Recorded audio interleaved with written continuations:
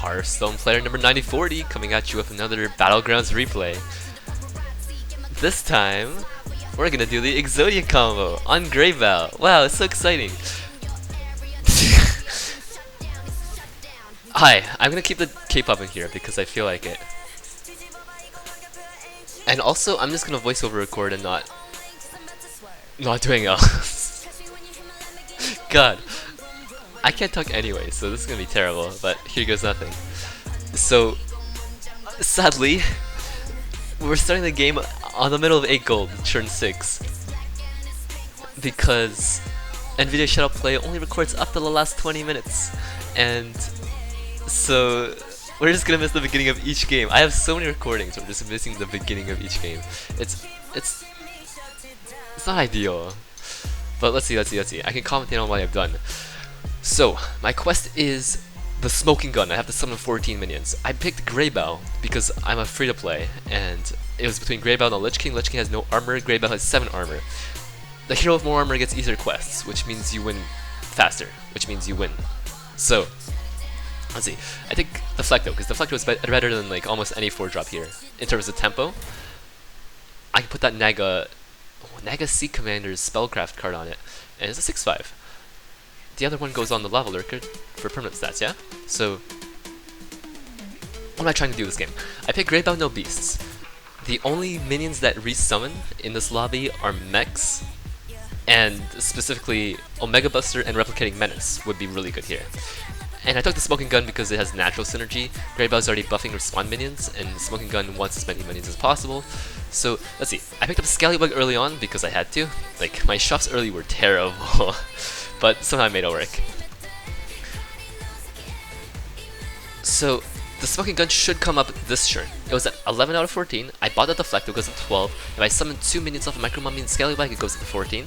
I ordered like this because I'm just going to maximize the Deflecto's shield value before I maximize the Smoking Gun value. Because the Smoking Gun value, it's likely that all my minions, the rest of my minions die off anyway, and I don't get much value out here.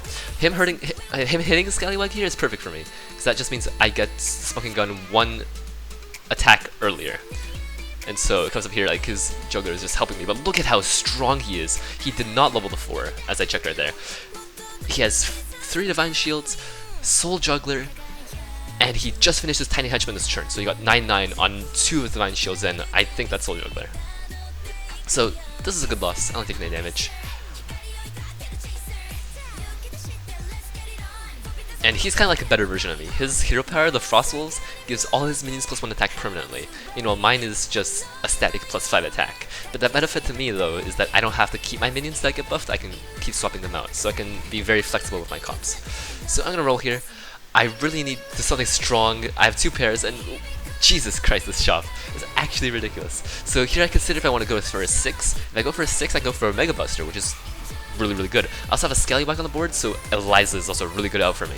The issue is if I level, I have to sell off either my Micro Mummy or the Naga Sea pair, and the shop is really good anyway. These 2 Elizas will let me get more triples later on, so I just can triple in the 5 here for tempo. I can get the Mechrol guy, I can get Kangors, Baron, all really good with the Scallywag, the Deflectobot idea.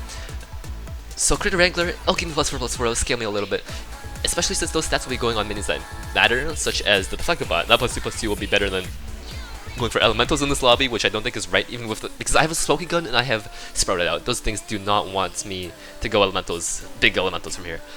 And the other option was a Leroy? It's probably Leroy. Leroy's not good. So 2 Elise. Elise is a really busted unit, like such a good unit. I'm gonna take 2 of them and I'll get 2 6-drops. Ideally, we get 2 6-drops. I'm kind of strong right now because the Smoking Gun is really good and I completed it fairly quickly. So I should be able to stabilize and get 6-drops.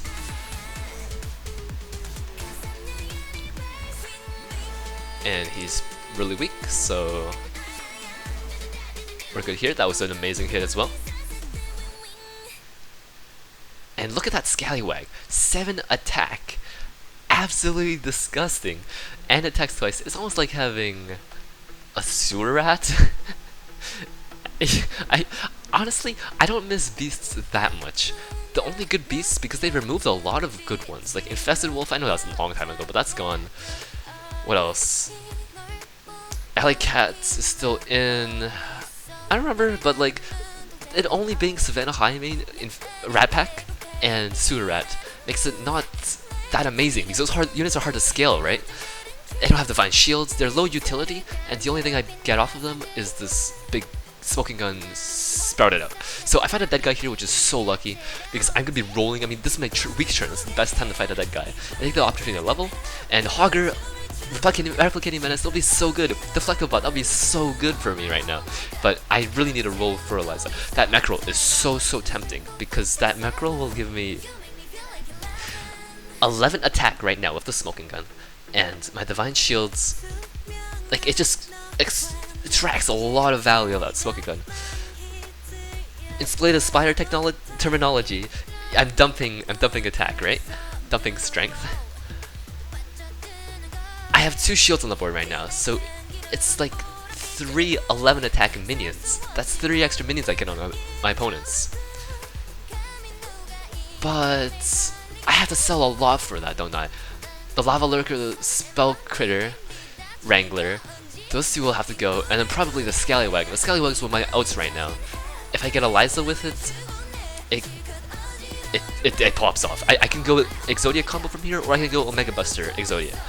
And I know my last Hearthstone video on this channel was the Eliza combo, so it is really easy to transition into, especially with the addition of Elise in the game, which guarantees the 6 drop, instead of having to take the risk of being down 10 gold, leveling for a turn, or having to get lucky in both finding a triple, not dying to the tempo of holding a pair, and hitting Eliza. What has made Eliza combo even better nowadays is that Tony Two Tusk is in the game, so then 4 Avenges is a lot easier to proc than 5. You proc that, you get a golden Eliza, you get multiple golden Elizas. It's very strong. So let's get our 5 rolls out. I'll need to roll twice more. And monkeys. I'm probably gonna sell the Spellcraft here. I know Orgazoa is good, but I have Smoking Gun, and Smoking Gun doesn't want Orgazoa.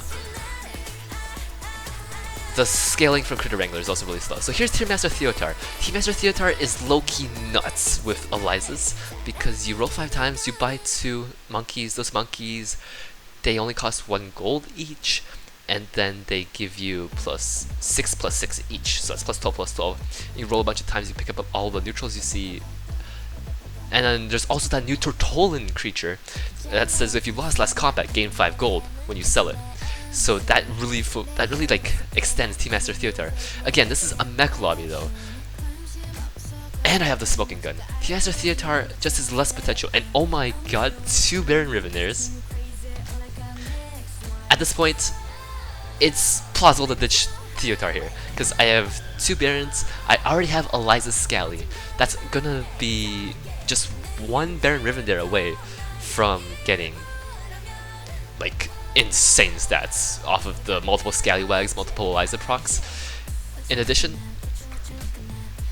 the scaling off of that multiple Scally procs is gonna far surpass that Critter Wrangler or the Theotar.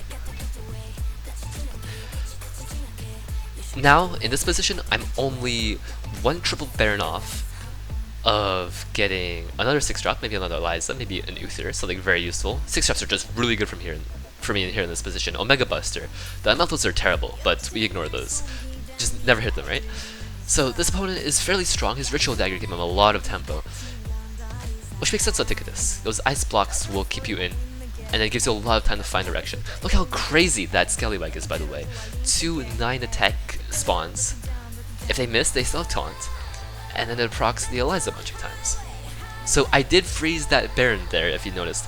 I could have rolled again, and that would have been a lot of gold that I'm freezing here. It's not being spent towards the Elises. Now, is it worth it to freeze Baron for 4 gold here? Because I'm 5 gold even, and I think it is worth it, because the freeze costs 1 gold, I lose a roll off of the wasted gold, the floating gold, and I have to buy Baron for free. But Golden Baron will literally win me the game. I mean, current Baron, non-golden, is amazing tempo, but Golden Baron is just you win the game button, right? And look at that, there is a Kangor's Apprentice in this shop, and I'm almost have Golden Baron. See what I get off Monkey? And it's the Omega Buster I'm looking for. So, no Elizas, unfortunately, and no 22 Tusks, but Omega Buster Kangors is extremely, extremely strong. So here I'm considering if I want to sell off the Elise, because I still need a little bit more oomph, I think, to get there. Something like Golden Baron, something like another Omega Buster would make me incredibly strong. But look at my hand. If I play a Full Reaper, if I play an Omega Buster, if I played the Kangor's Apprentice, with the Baron Rivendare giving it extreme value, the Omega Buster is going to give +10/+10 to my whole board.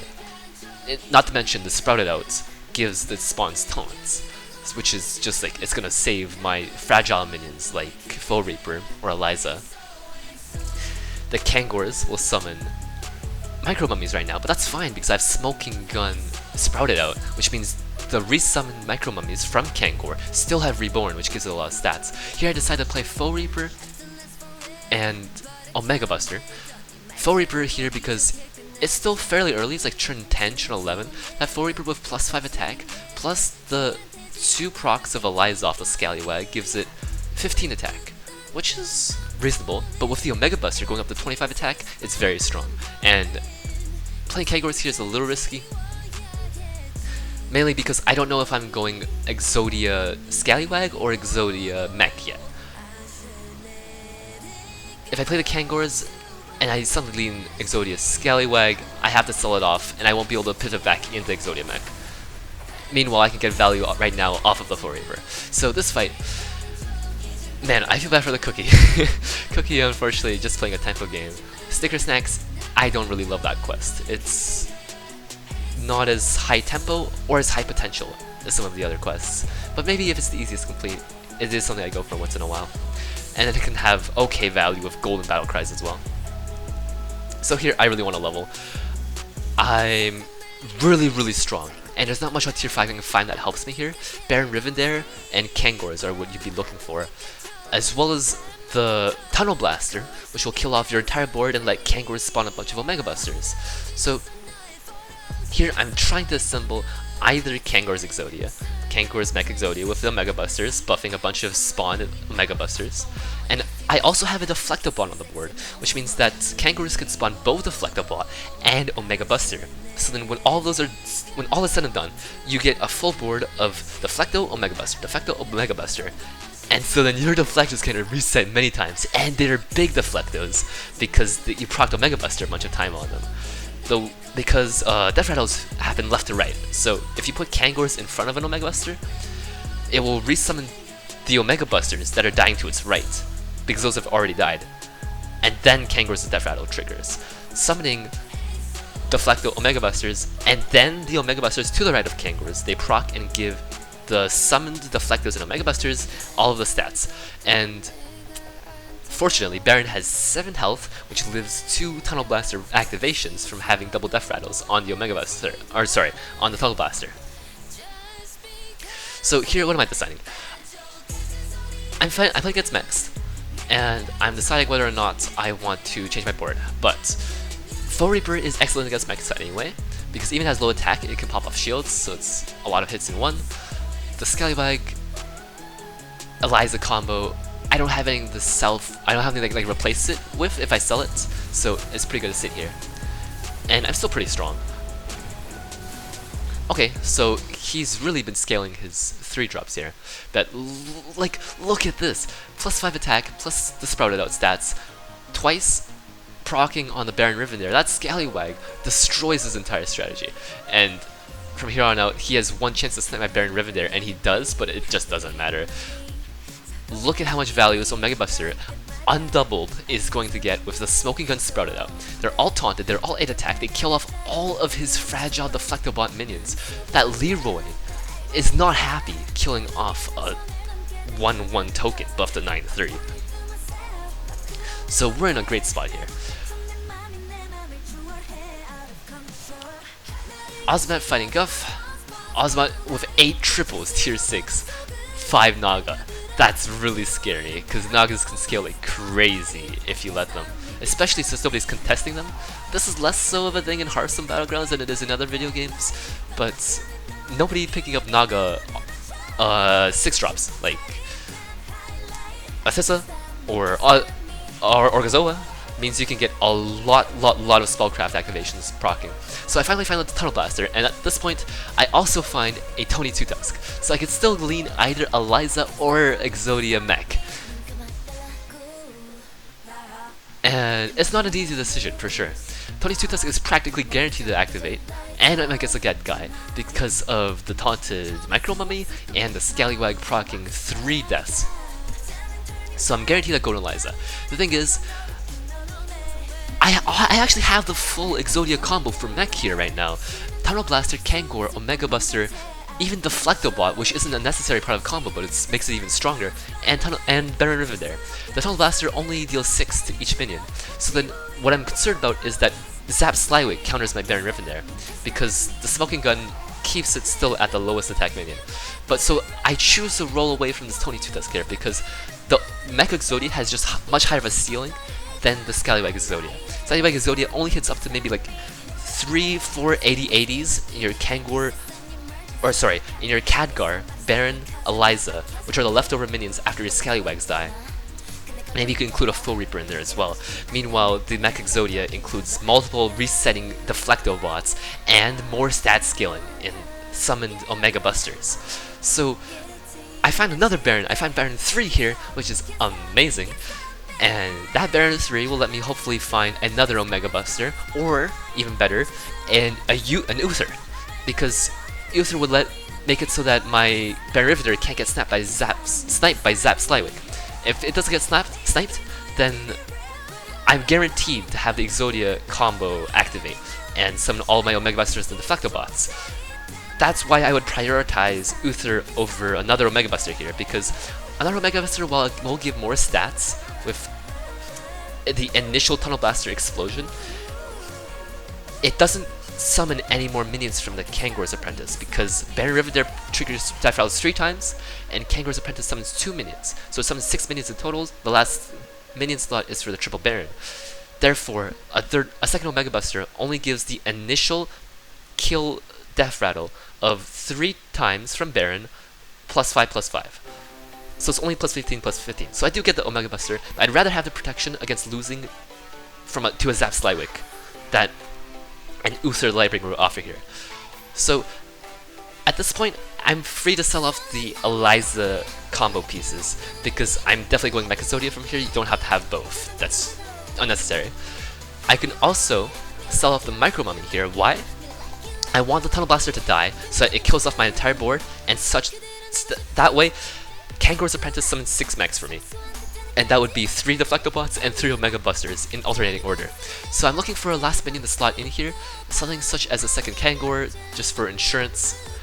Or actually, second Kangor is unnecessary. That's something I've noticed from Dog videos. He does run two Kangors. That's only necessary if you have non-Golden Baron, so I don't need a second Kangors here. Selfless Apprentice is perfect. It'll give me 3 Divine Shields after the resummon from Kangors. So Kangors will resummon the Deflectobot, and those who have Divine Shield, and they can get Divine Shield to resummon the Mega Busters or my Baron Rivendare, which is good because I want Baron Rivendare to proc Omega Buster a lot much times. So I'm thinking about the order here.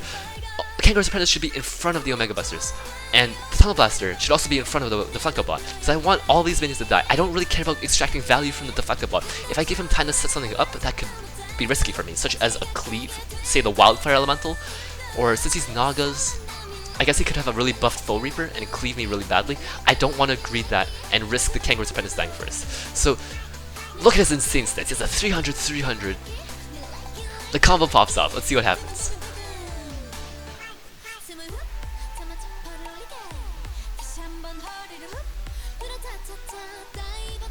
Not bad, right?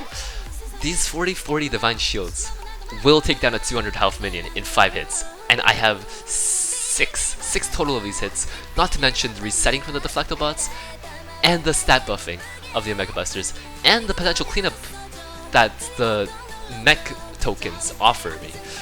And check it out, he's left with 1 200 health minion against my 79-60 resetting Deflectobots, with another reset still on the board. and that's super gross, dealing exact lethal. This guy had just knocked back that Drekthar player 20 health points or so, and then he dies. I'm certain he was confident he had that game down locked. I find a Zap Slywick, which potentially is good against mechs. If you remember, he's 2 Deflecto, mech roll, as well as that one big Cyclone.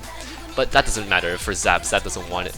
I see a Replicating Menace, which was originally what the aim of this game was going to be. If I had to play tempo, I could have gone for that. Now I see a second Selfless hero.